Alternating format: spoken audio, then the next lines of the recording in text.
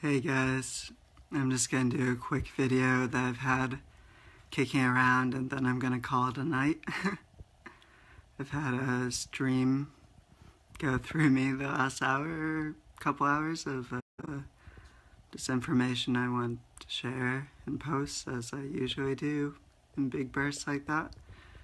So I'm going to top it off with a video not based on but riffing on the symbols Philip K. Dick uses in his sci-fi of the android, and also of this little thing he has come up in his stories where someone can actually have false memories implanted into them, which are only able to, at a later time, determine as false and distinguish what their true memories are.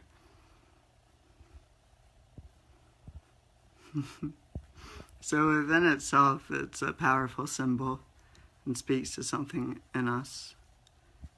And I think the first reason that the idea of an android is important for a moderner, okay, so there's a few reasons, but I'll start with one, is that they themselves feel roboticized and mechanized by the routine way of life that they're living.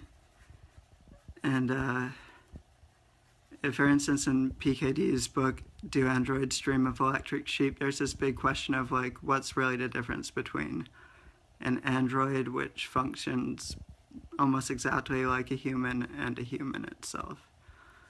And I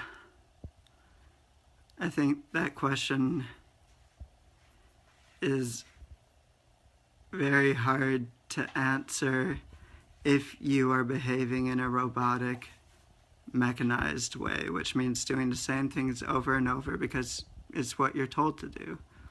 So theoretically, an android would be this robot which would be created for something of our interests, right?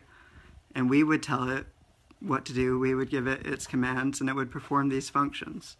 So what is the difference between that sort of a robot and a type of a human being who is doing what they were told to do, maybe not directly, but indirectly, without questioning it, and performing a function? What function are most people in our society performing by working jobs they hate and carrying on these habits that make them miserable?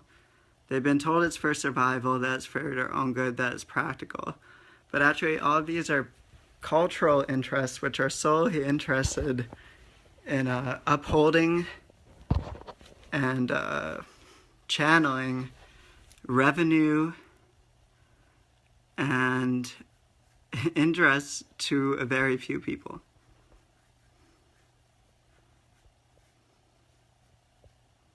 Right. So there's the start of that symbol. I think another reason the android is an important symbol is that there's actually a deeper level of the idea of a mechanized human being, which is actually resonant with our true nature, because a machine is something that's automatic. And the self, the organism that's sitting here talking to you, the organism that's sitting there listening to me, or maybe not, I don't know, is fully automatic, just like that. So there's a deeper level to this robot metaphor where it's not a negative thing, but actually a positive thing, in the sense that when we're fully automatic, we're being fully ourselves. When we are considering what to do and not to do, we're not being fully automatic, and we're only considering our commands that we've been given.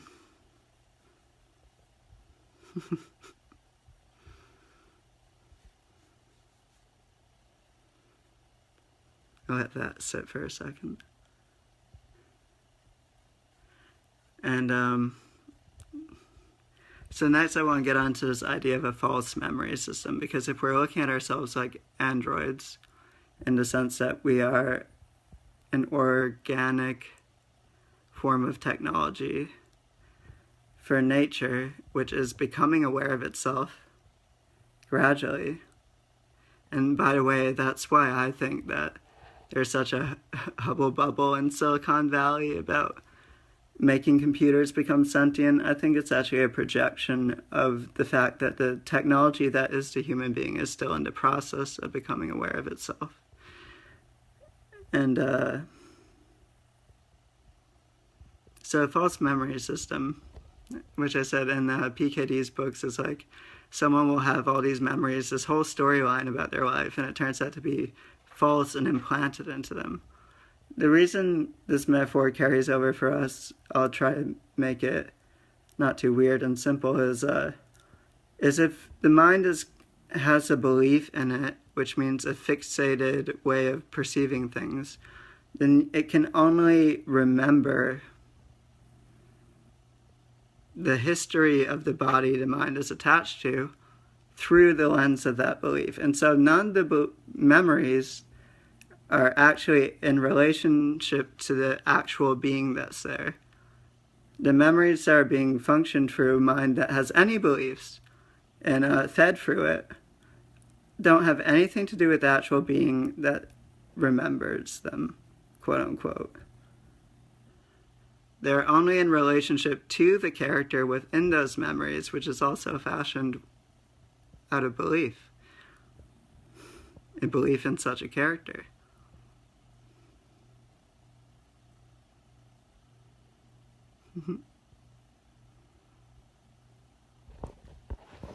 So, where did the beliefs come from? They were inserted into us just in the same way those commands were. I won't point fingers or say by whom or speculate about what would do that. I'm just pointing to the very fact that it's not something innate in us that has created these beliefs. It's something that's inserted, that's at odds with our actual perceptions of reality, that creates false beliefs. Don't know what is responsible for it, but it's a fact.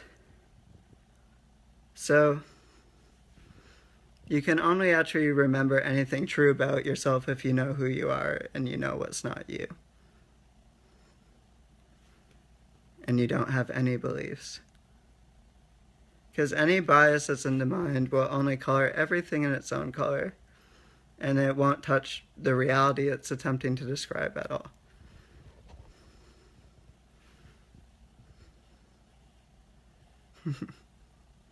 So the whole idea is not of how this relates to what I'm always talking about, to liberation, to synchronizing yourself. How it relates is that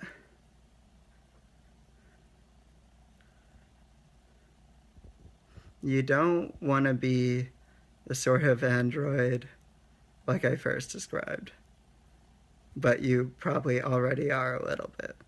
Going about doing certain things because you've been told to do that. But you do want to be the second type, which is fully automatic and just acting from your own center.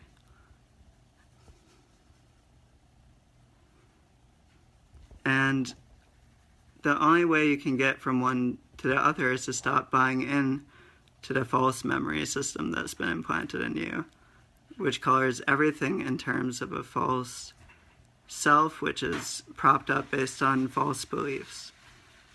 And all beliefs are false. Because belief itself operates just like those memories in that it can only be colored by itself. And so it never sees the reality it has invested views about.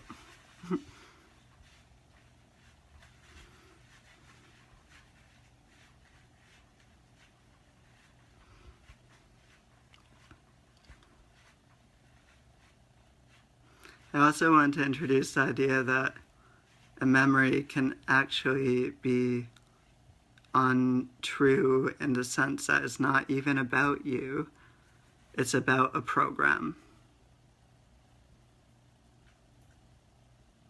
So what would a true memory be?